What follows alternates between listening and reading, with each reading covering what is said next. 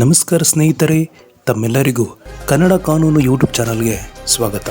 ಬಹಳ ವರ್ಷಗಳಿಂದ ನಮ್ಮೆಲ್ಲರಿಗೂ ಒಂದು ಅನುಮಾನ ಕಾಡ್ತಾ ಇದೆ. ಅದೇನೆಂದರೆ, ಮಾನಸಿಕ ಅಸ್ವಸ್ಥರು ಕೊಲೆ, ಕಳ್ಳತನ, ಹಲ್ಲೆ ಈ ರೀತಿ ಅಪರಾಧ ಮಾಡಿದರೆ ಅವರಿಗೆ ಶಿಕ್ಷೆ ಇದೆಯಾ, ಇದ್ದರೆ ಯಾವ ಶಿಕ್ಷೆ ಎಂಬೆಲ್ಲ ಪ್ರಶ್ನೆಗಳಿವೆ. ಅದಕ್ಕೆ ಉತ್ತರ ತಿಳಿದುಕೊಳ್ಳುವ ಮುನ್ನ ಒಂದು ಮಾತು. ನೀವು ನಮ್ಮ ಚಾನಲ್ಗೆ ಹೊಸಬರಾಗಿದ್ದರೆ ಸಬ್ಸ್ಕ್ರೈಬ್ ಮಾಡ್ಕೊಳ್ಳಿ, ಸಪೋರ್ಟ್ ಮಾಡಿ. ವಿಡಿಯೋಗಳ ನೋಟಿಫಿಕೇಶನ್ಗಾಗಿ ಬೆಲ್ ಐಕಾನ್ ಕ್ಲಿಕ್ ಮಾಡೋದನ್ನು ಮರಿಬೇಡಿ.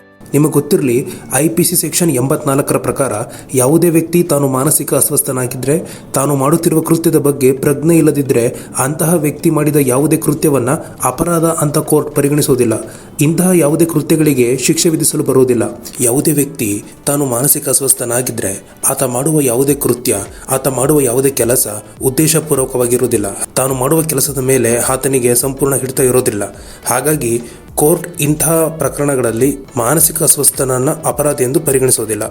ಆದರೆ ಕೋರ್ಟ್ ಈ ವಿಚಾರದಲ್ಲಿ ತನ್ನ ತೀರ್ಪು ನೀಡುವ ಮುನ್ನ ನುರಿತ ಮನೋವೈದ್ಯರ ವರದಿಯನ್ನು ಪರಿಶೀಲಿಸುತ್ತೆ. ಮನೋವೈದ್ಯರು ಆರೋಪಿತ ವ್ಯಕ್ತಿ ನಿಜವಾಗಿಯೂ ಮಾನಸಿಕ ಅಸ್ವಸ್ಥನೆ ಅಥವಾ ಇಲ್ಲವೇ ಎಂಬುದನ್ನು ವೈದ್ಯಕೀಯ ಪರೀಕ್ಷೆಗಳು, ತಪಾಸಣೆ ಹಾಗೂ ನುರಿತ ಚರ್ಚೆಗಳನ್ನು ನಡೆಸಿ ಕೋರ್ಟ್ಗೆ ವರದಿ ನೀಡ್ತಾರೆ.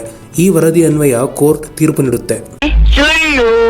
ನಾನು ಹೊರಗೋಗಿಲ್ಲ, ನಾನು ಜಗಳಾಡಿಲ್ಲ. ಇಲ್ಲಿ ಕೋರ್ಟ್ ವೈದ್ಯರ ವರದಿಯ ಜೊತೆಗೆ ಮಾನಸಿಕ ಅಸ್ವಸ್ಥನ ಸ್ಥಿತಿ, ಆರೋಪಿಗೂ ಸಂತ್ರಸ್ತನಿಗೂ ಇರುವ ಸಂಬಂಧ, ಘಟನೆ ನಡೆದ ಸಂದರ್ಭ ಎಲ್ಲವನ್ನ ತಕ್ಕಡಿಯಲ್ಲಿ ತೂಗಿ ಅಂತಿಮ ತೀರ್ಪು ನೀಡುತ್ತೆ. ಒಟ್ಟಿನಲ್ಲಿ ನಿಜವಾದ ಮಾನಸಿಕ ಅಸ್ವಸ್ಥನಿಗೆ ಕಾನೂನಿನಲ್ಲಿ ಯಾವುದೇ ಶಿಕ್ಷೆ ಇರೋದಿಲ್ಲ. ಇದರ ಜೊತೆಗೆ ಅಪರಾಧ ಮಾಡಿ ಮಾನಸಿಕ ಅಸ್ವಸ್ಥನಂತೆ ನಟಿಸಿದರೆ ಕಾನೂನಿನಲ್ಲಿ ತೀವ್ರತರವಾದ ಶಿಕ್ಷೆ ಅನುಭವಿಸಬೇಕಾಗುತ್ತೆ. ಇದಿಷ್ಟು ಈ ವಿಡಿಯೋದ ಮಾಹಿತಿ.